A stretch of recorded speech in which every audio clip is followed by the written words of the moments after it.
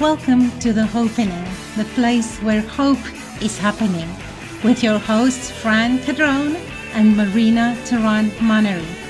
For more information about Fran and Marina, or to apply to be a guest on the show, please go to our website www.hopenning.com.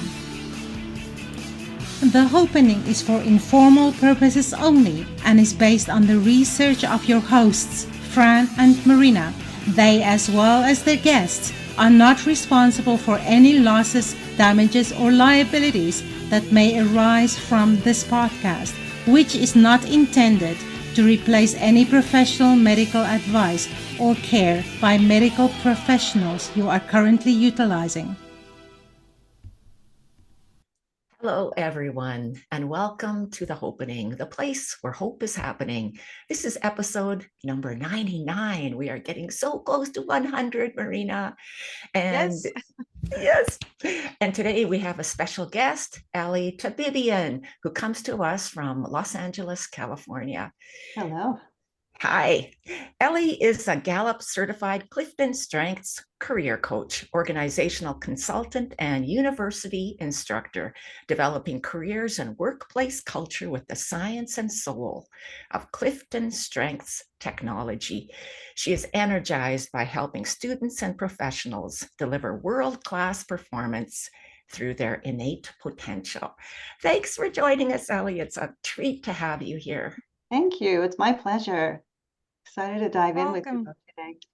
Welcome, Ali. So normally we ask, what is your journey? How did you land where you are today? Oh, my journey. My journey began when I didn't know much about myself. I only knew I liked to help. I needed to help, though I didn't know how I wanted to help. So I became a school psychologist, and I didn't know what was driving my burnout then. Anytime we had to label a student with a disability, I became quiet. I became agitated. I wanted to fixate on what's right with people and not what's wrong with them. And then I also saw gifted students rolling their eyes. They also had the, incessant boredom, that look on their face like, I want to be somewhere else. And I became concerned about how are these individuals going to learn about who they are at their best and how to deliver in the workplace. So I took on to becoming a career educator. And when I took my CliftonStrengths assessment, it turned out I had Maximizer as my top strength, which viewed everything through the lens of strengths, and I didn't know it. It was like the ridge of my nose following me everywhere, but I was not aware of it. So since then, I've been developing great workplaces and careers so individuals don't leave their best work inside. You want to go home at night feeling that what the work you did really mattered. And so, that's what I do now, because so many of us, when we don't have our headlights on through the lens of strengths, we're going from one frantic activity to another, chasing the next meeting, answering the next message, making the best guesses. But what we're missing is our internal roadmap through the lens of strengths that are tied to success. So, Ellie, you call yourself a maximizer. So that is bringing out the strengths in others, or what is maximizer? Thanks for asking about that. Yes. So I will notice areas of excellence that you're not aware of in you. So you might say a comment, or you might have a different way of thinking, or your own unique way of building relationships or influencing, and you don't know that's tied to a strength. And I'm already energized and I want to make more of that happen. So that's what a maximizer does. We're influencing in terms of finding what's great about you, and we pick it up easily. And we want to leverage that for more. It can be a bit demanding. So you have tools that help you assess people. And Fran and I both have filled out the assessment. So tell us about the assessment, how people can connect with that, and how you use that.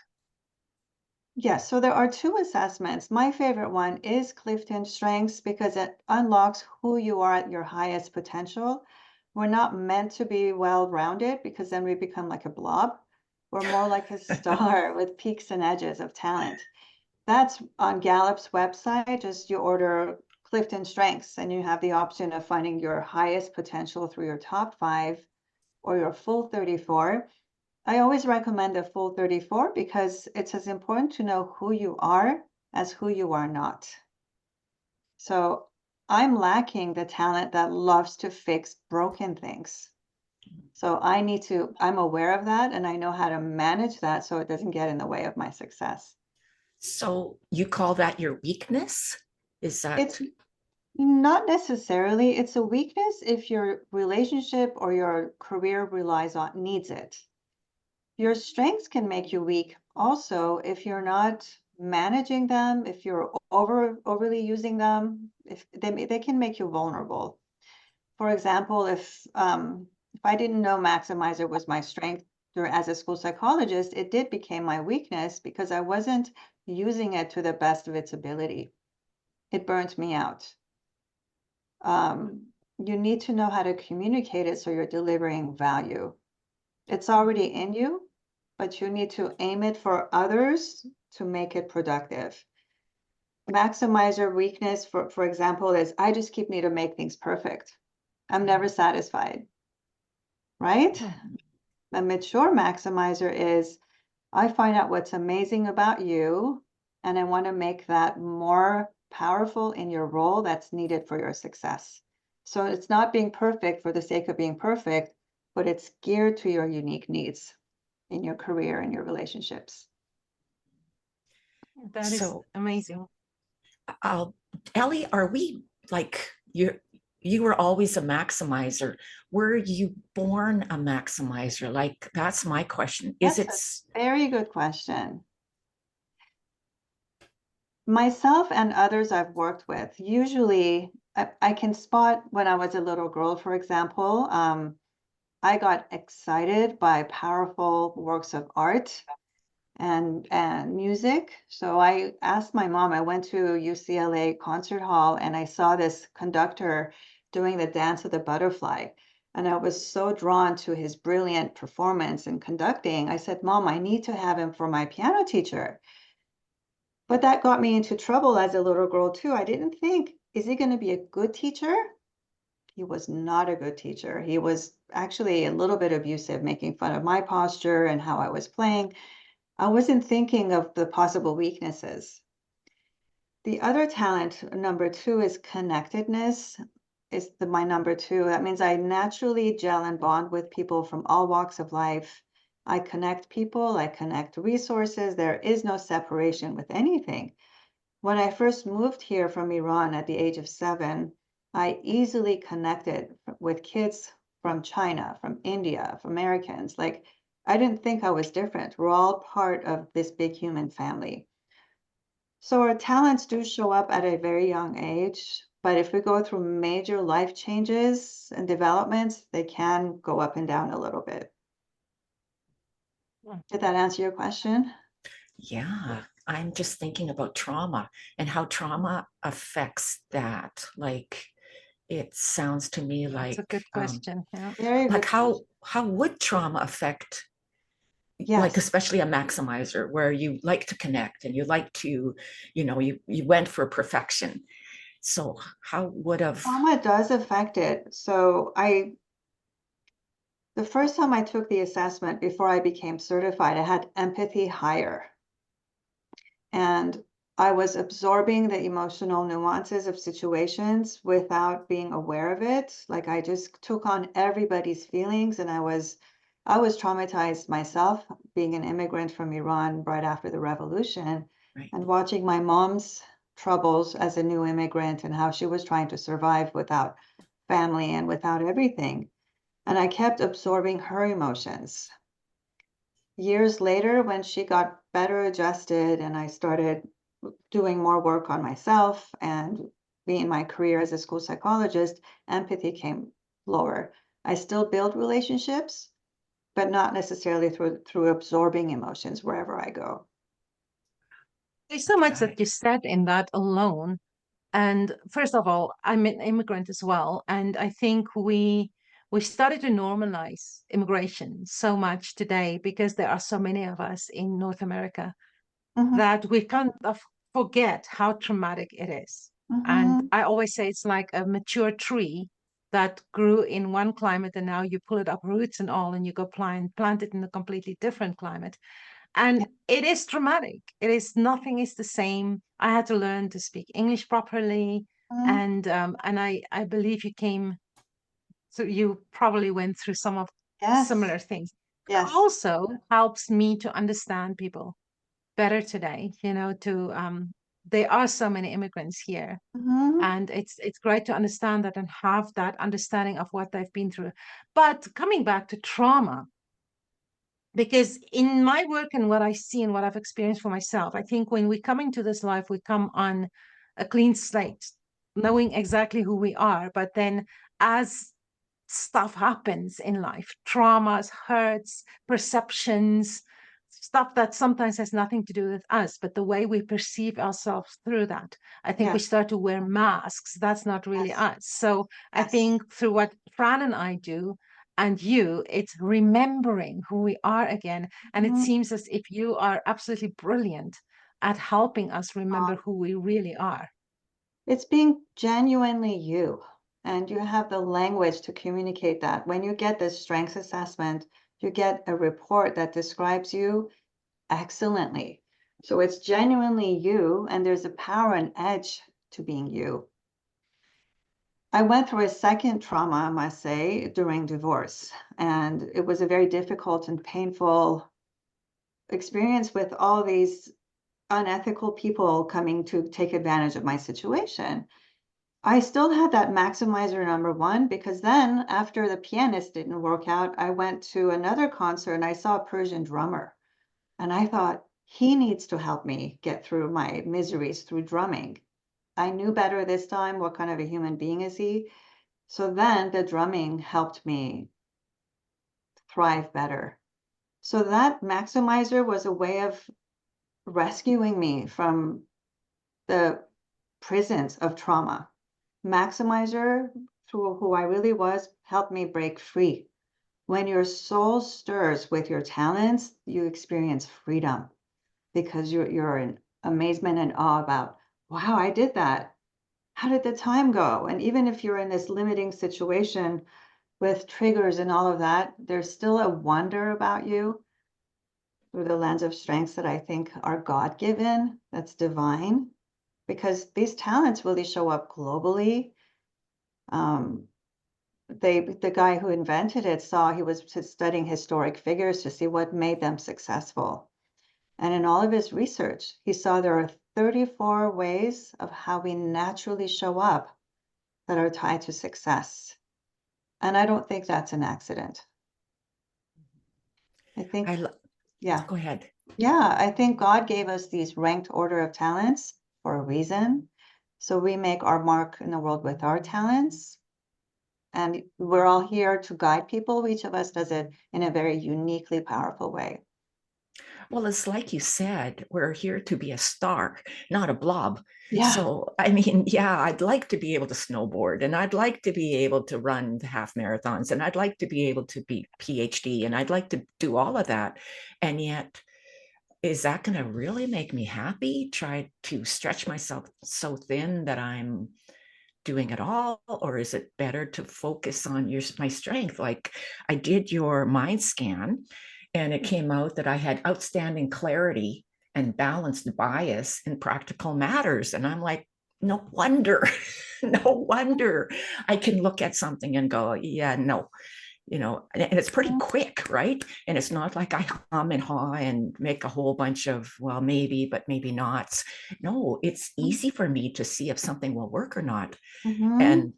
And it could, potentially be the reason that I went into the career that I did, because I could see it was easy. But Yeah. other things are not easy at Yeah. all. And you have So a lot more room to grow in areas of natural strength than a weakness. If can you you put me in the gym and say, hey, Ellie, I'm going to get you the best trainer. We're going to be at the gym every day, and you're going to have a six-pack after 3 months. Mm-mm. But if you get me the best coach related to our talents with 3 months, wow. Then delivering massive results and a lot more quickly. Mhm. They did My- go ahead, I'm sorry, I don't want to interrupt you. My first thought about that was, at my age, I don't want a six-pack. Thank you very much. Right. Yes. So University of Nebraska did a 3-year study on reading speed and comprehension.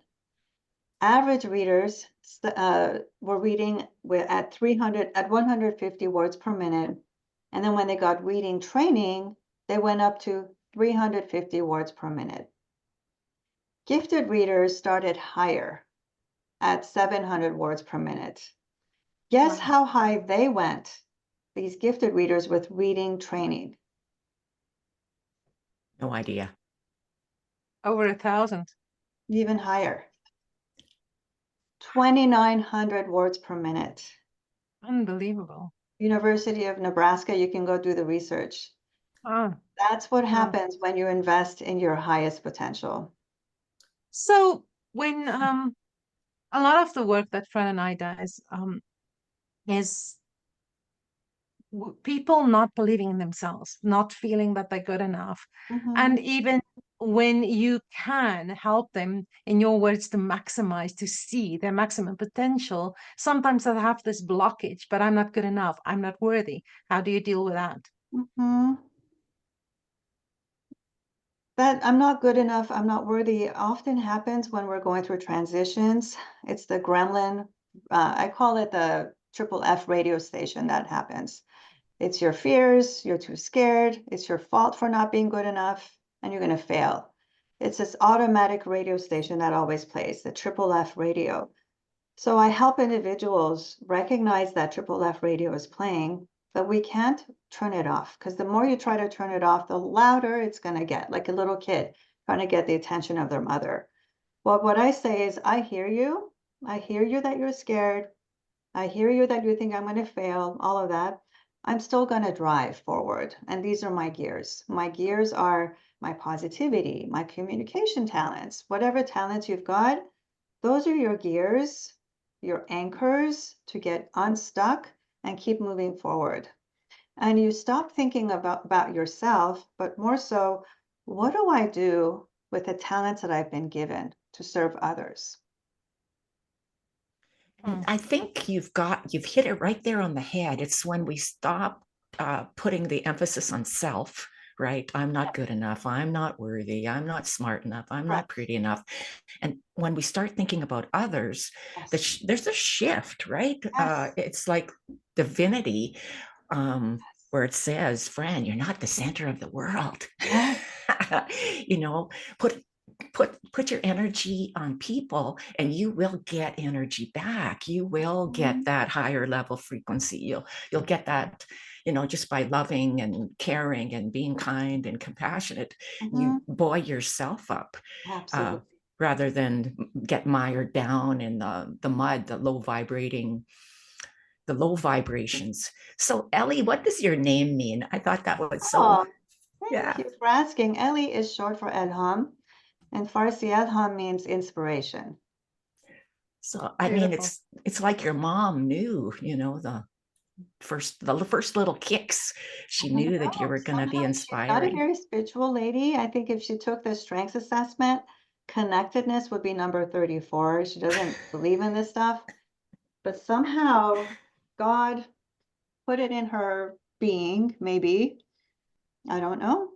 We do live out our name somehow. I sure do. Yeah. And you're writing a book on hope. So what's your book about? Oh, I'm writing a book because I don't know if you guys relate to this as well. We are in such turbulent times of fear and instability and chaos with the way our world is headed. And if we just focus on what's happening physically around ourselves, we could get so lost and in despair, actually, thinking there's, what's going to happen to all of us. My message of hope is how to use your divine talent to experience freedom, even when the world is getting very, very chaotic. So it's divine talent. It's still being compassionate and make someone smile an hour a day if you can, and being you through the lens of your divine talent and through your soul, which we have vast influence, more than everything they're feeding us in the media. Mm. My question about that is, what are some practical things people can do to detach from being bombarded by the constant negative news coming and fear mongering coming from everywhere? The most practical thing to do is, if you can, stop listening to media, stop watching it whatsoever, and be present with others and look at them and experience the awe in someone. Approach the world with intense curiosity. We haven't figured it out. What do you bring to this podcast, Marina and Fran? Each of you have a vast resource of just infinite value. And what is that? And the mysteryness of every moment. So be intensely curious, stop listening or watching media, make someone smile, every hour. And I've done something very silly, you might think. Instead of walking from my office to my kitchen to wash dishes, I might sway a little bit. I might do a hip dance, to break from this rigidness. I think our time has become so rigid. Expand your physical awareness into being something. I'm a woman, so I want to be more womanly as I'm walking from the kitchen to my office. It's not just this. Expand. We're more than this physical, as you guys already know, Fran, especially with your hypnotic work. We're not just this body in this space. When you breathe out, send that beautiful love to everyone in the universe, if we can. If we don't have enough, if we have the heart space for everybody. I read something last night, and it was about, being intentional with our breathing and breathing out. But when you breathe in, you just receive. To breathe in, to just like to receive. I mean, that even just puts a person in a different mindset, that it's like, oh my goodness, it's a breath that I'm gifted. Yes, receive the love. Yeah, receiving the love. I know. I love that. Thank you. I find that the world we live in today is, like you said correctly, Ali, we are in this cesspool of judgment, and I find the division today is just so in your face. And as I'm growing also as a hypnotherapist and as a coach, and through different media platforms I'm on, the understanding that when we judge others, we judge ourselves. And the challenge for me is, when you, as a person who are more awake and more aware and more working and focusing on the positives in life, when you look at certain politicians and you start to implement, I'm not judging other people anymore, how do you apply that? How do I apply not judging for politicians I dislike? So my connectedness talent says there are reasons why these people are here. Perhaps they are showing a side of life that we need to become aware of, that we want to rise away from, as a lesson to make a distinction that we are more than that. And it's our responsibility to grow for ourselves even more so. With some politicians, if I don't dislike them as much, I might do what I call compassionate distancing, where I detach from the anger that I feel and the fear that I feel. And I look from a panoramic lens a little bit further away, and I offer that person compassion, and through all the people who are still not awake in a good way, compassion. And I hope and pray that they will rise up to what's good and not what's bad. I absolutely believe that love heals everything. And something that I would love to start a movement on is to take this specific politician that everybody's hating and remove hate from the equation and start to send him or her love. And if a lot of people start to do that collectively, can life change? I don't know. And Is it worth honestly, trying? no, I would hope. I do hope. I do hope. And I have to be Because honest with I you. think hate is horrible to It everybody. is. Yes. Yes. Absolutely. Fran mentioned the mind scan. It's an assessment that measures where you place value. So if you know and see decisions and actions you take with absolute clarity, then you know that that's going to serve. Mm. So maybe Fran has outstanding clarity with the actions and decisions, and my clarity on that at this moment is excellent. It's not outstanding. I can't guarantee. I'm a human, I would hope. So, yeah. You know, according to certain religions, I'm not sure exactly which one, we call in what it is that we need to work on, right? We're calling it in. And you know, when I think about the polarity and what's going on in the world, and you know, it's in the hot topic areas, politics, religion, that kind of thing. As a collective consciousness, have we called this in so that we can be challenged by it and rise above it? Because potentially, Yeah. if we look at that situation that way, then those of us that are light, those of us that are light can really do some really good in the world by, hey, you know what? I choose not to. I choose not to hate. I choose not to become polarized. I choose to accept. I choose to accept. And it doesn't mean that I'm accepting that or I'm accepting that, but I'm accepting people because we're all from the same DNA, Yeah. right? Yeah. We are all the same DNA. And Yeah. so if I am hating, then I am hating the collective DNA that we all are. So Beautiful. Yeah. I choose not to. Beautiful. I choose to accept and to love, and I'll let the divinity work it all out, because I I mean, love that. they've Yes. got a better plan than I do. That's beautiful. Yes. And my focus every day is how can I do more good? I'm always thinking about doing good for the minute, for the hour. As I'm shopping at the grocery store, how can I make that handing the credit card a good moment with the cashier? Well, I think the collective energy, like Fran is saying, if we start to focus together on something good, Mm-hmm. can life change? If we start to be grateful for the good we have instead of focusing on the negative, will the good that we have increase? In my personal experience, absolutely. But can we Yes. do that, for example, for the planet? Start to focus on what we have, be Mm-hmm. grateful for what we have instead of the fear of what Mm-hmm. we perceive as being going wrong. Can we change Yes. that? And Absolutely. I'm a huge follower of Greg Braden. And if you study his work, absolutely. We have the power to change life. So why don't we? Mm-hmm. Mm-hmm. We need messengers like yourselves to speak up and influence more because some people haven't heard, of who has influenced you and when they go, wow, that's amazing. Tell us more, I think. Mhm. And it starts with curiosity. We need to stay curious. We've lost that art.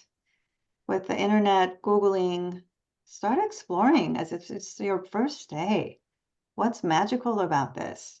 And stay playful. That's the other way I think we can circumvent what's happening with politics. Stay playful, laugh, Yeah. you know? I do some of my work based on lessons found in the oceans with the way dolphins live. And, like the pistol shrimp happens to be the loudest creature in the ocean, not a whale. But, dolphins are so playful. That's how they live about their days, and they're so wise. Yeah. I just swam with a dolphin just over a week ago. They are Oh, amazing. wow. They Yeah. Well, are amazing. Very, many very eager to animals please. Many Yeah. animals are playful. Look at dogs. When you get two Yes. dogs Yes. together and they're Yes. roughing each other up, and even cats, and any kind of if you Mm-hmm. just take the time to look, it's all Mm-hmm. around us. Birds, even birds that are flying in formation, and Mm-hmm. ravens, and they fly above each other and below each other, and they play. And, we've got, personally, I've got a great life. I'm super grateful for where I live and my friends that I have and all the things that I do. And I think that most of us here in North America, we are we're blessed. We're blessed, and so there's a reason, people become immigrants and they come to Canada or they come to America or Yes. wherever, Yes. There's a reason. So There's a reason. yeah, and I think that collectively we all need to remember that we're here for a reason. Yeah. We're here for a reason, Mhm. and each one of our lives is important to the big scheme, the big plan, right? Mhm. And that we can that I think there's good things. There are good things that are going to happen, and we need to be remembering that. Well, friend, I can't wait for you to take the strengths assessment because I don't know if there's positivity in your top 5 or 10 strengths, looking at and being an enthusiast for what's happening and there's good. Let's make more of that happen. I don't know. And Fran and Marina, I think I heard a little communication talent in you as well, bringing words to life with the metaphors that you chose as well. I mean, they just show up so spontaneously and they're beautiful. Well, thank you for that. I want to circle back to the curiosity because I want to plant the seed to anybody who's watching. In order to understand that there is so much more to life, can we birth a curiosity in you to explore that? So what is your take on being curious about what I perceive as so much more to life than what we are being fed through media today? I guess I'm not understanding your question. Sorry, one more So time. to be curious, if you believe that this is all there is, Oh, it to me, it's kind of a killer of curiosity. yeah. So in order to be curious, you have to have that measure of believing that there's more to what is just in front of our eyes. Mhm. The first thing I would do is think about a moment where you were in awe. Was it at a concert? Was it around this pet or the most beautiful rose? Things that stir you, that you like, wow, that's awesome. And pause there. That the awesomeness of things can stir some curiosity to begin with. When was the last time you really enjoyed, maybe even the best dish you've ever had and the pleasure you get from that? Think of all the things that had to have happened that we don't know about for that to be for that to be your experience. So that's where I would begin. Think of moments where you're like, wow, that's amazing. That's awesome. Literally the AWE part. And you can become curious starting from that moment on. And then you start noticing other things in your daily life. You're like, well, that's curious. And then also another way is when we're going through a bad experience, that might really kill our curiosity too. A bad experience, we might instantly say, oh no, look what just happened. Instead say, oh my, isn't that interesting? So Right. Yeah. the way we tell our stories can limit our curiosities too. Yeah. That gets us into trouble a lot. So start asking, oh my, or saying, oh my, when something negative happens. And say, isn't that interesting? And then that'll open up possibly a different way of viewing it. I like to think, I like when my mind goes somewhere that it shouldn't. I try to say something like, isn't that interesting? What an interesting adventure my mind is going on. Yeah.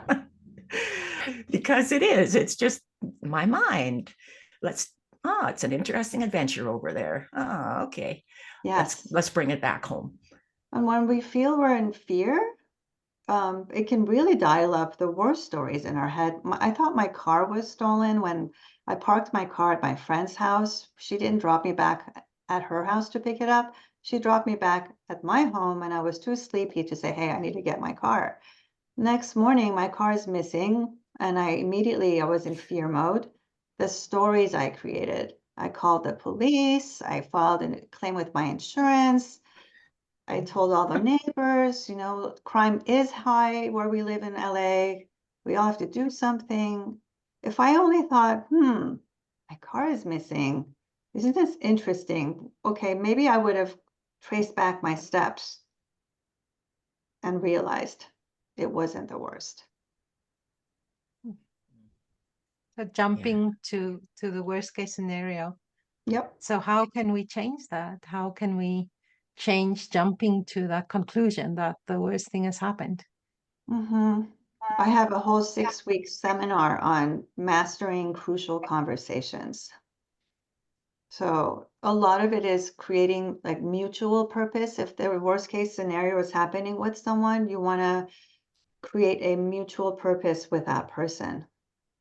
And sometimes you want to say, this is what I want to do. This is not what I want to do. Like, it wasn't my intention to disrespect you or, X, Y, and Z. My intention is this. And so you clarify your intention and you create a bigger purpose, something better for the future. So that we can talk about that, but it's a kind of a long conversation. But just know that the stories we tell ourselves can worsen things. Absolutely. As soon as we sense, we see or hear something, before you dial up into the story, get with your emotions and then see if you can have an alternative story or finish the story in a way that could be serving you better. Mm-hmm. Yeah, internal family systems looks at parts, right? You're a psychologist, so you probably understand that. There's a part of me that's afraid. So let's talk to that part. Let's feel that feeling and talk to the part, because that part might be that, whatever, the 6-year-old girl that was going to be moving to America and leaving Iran. So maybe that's that part of me that's suddenly afraid, right? Or yeah. And if you can talk to that part with the with your adult loving mind to say, Ellie, when you were 6 years old, you really were afraid. You were moving to America and there was a revolution happening in your country. Yeah. But we're safe and I'll keep you safe. So, oh my gosh, do you know, Fran, you just hit on the perfect coincidence, because the car that we purchased to leave Iran, so the guards wouldn't notice that we have dollar bills and everything, happened to be a stolen vehicle. So they kept the car, they kept my father. And I never thought that that could have been another reason why I was terrified that my car is missing. Oh, Wow, wow, wow. You That's nailed it. interesting. That's interesting. Yeah. Oh my goodness. So your dad had to stay in Iran and Yeah. you and your mom left? My mom, my brother, and I had to leave without my father. Oh. So Yeah. And did he ever get out? He did. It took some time, but he finally did. Yeah. Yeah. That in alone is a huge trauma. I mean, immigration in its own is one, but that is adding a few extra layers to the trauma. Yeah. Mm. Yeah. So I thank you for that, Fran. We never thought that during this podcast you would connect the dots so quickly. Wow. Oh, Beautiful. Yeah, that's my outstanding clarity and balance and bias. there you go. Oh. Yes. Outstanding it is. Yeah. Yeah. Beautiful. Awesome. That's great. So, Ali, at this point in our podcast, we want to ask you, beside all the messages of hope you've given us today, what is your final message of hope to us and our viewers? We are absolutely loved more than we're aware. If we get to the essence of who we are and why we're here, there is so much love awaiting us on that side and right here. We just have to know to access it. Smile more often, knowing that you are loved, even if it doesn't feel like it, but you are. It sounds simple, But the more I am experiencing the divine every day through work and through just being around individuals like you, even on a too flat, the screen here, I feel it. There's this amazement happening all the time. And I think it's love. It's beautiful. Love it. Well, thank And you. how Oh, go ahead, Marina. can people get hold of you, Ellie? Yeah. So the best way is through my email, actually. I'm most responsive through my email, and it's my last name, tabibianellie@gmail.com. But before we go, do we have a minute so I can ask you what were your takeaways from a conversation? Sure. So, and what was useful and what came up for both of you? I really love quizzes. I don't know what it is about me. Like, fill out a survey, I'm there.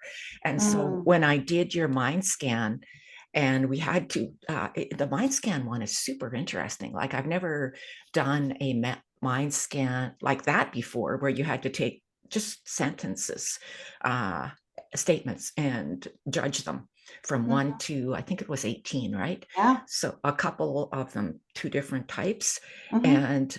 and just moving them around like that. And getting that printout was like, it was so verifying for me. It's like, because sometimes I'm like, oh, why am I like this? Why is it so easy for everybody else, and why do I have such a hard time with such and such and such? And yet that made it so clear. So I'm really looking forward to the interview. Like, you and I are going to have an interview, and you're going to explain it better to me, and explain how I can best manage my, that number one top strength. So I appreciate you for that. Thank you. Oh my gosh, my pleasure. Yeah. Yeah, it's a very quick assessment, and the results are fascinating how deep it goes. The guy who created this, he wanted to study what's good. He was a judge during World War II, and he really got troubled how evil was organizing so easily and perfectly. And he thought, if evil can organize so easily, why can't we do the same with good? And then what is good after all? So that's how he created this. He fled Nazi Germany, became a professor in the United States, and his work on the mind scan nominated him for the Nobel Peace Prize. So this is all about what is good and how can we make more good happen. Beautiful. So for me, Ali, from watching you and observing you and listening to you, I have this intense understanding that in each person there is a full potential, and that you have discovered ways to bring that out, regardless of what we may perceive as something that's wrong with them. When you were in the school system, even though they had some disabilities, you could still see their strengths. And that we have that ability in each one of us to only see strengths. Yes. And to help people maximize that in everything they do, to take your example and just see the strengths and the beauty in every person. Yes. Thank you for that. And I don't want to give the impression that I ignore weakness. We need to know who we are not or where we struggle so we manage around it so we can soar higher. That's balance. I love that. Yeah. Thank you for recognizing that, Marina. I appreciate it. The more of us know why we are here through the lens of strengths, I think the better our world is going to be. Do good with the best of who you are. Beautiful. Absolutely. No, thank you very much. And thank you, Fran. Thank you, Ali, again for being here. And thank you to all our viewers for watching today. And to hopefully it was a hope-filled show for you as well as it was for us. And hope we see you next week, bringing you more hope. I can't wait to see your 100th interview. Oh, yeah. Very exciting. Lots of work in the background happening for that. So stay tuned. I became more hopeful just meeting you and hearing your take on all of this and what's happening in the world, and really appreciate it. It's a wonderful way to start the week. Thank you. Well, thank you so much, Ali. We'll see you next time. See you. Bye. Bye-bye.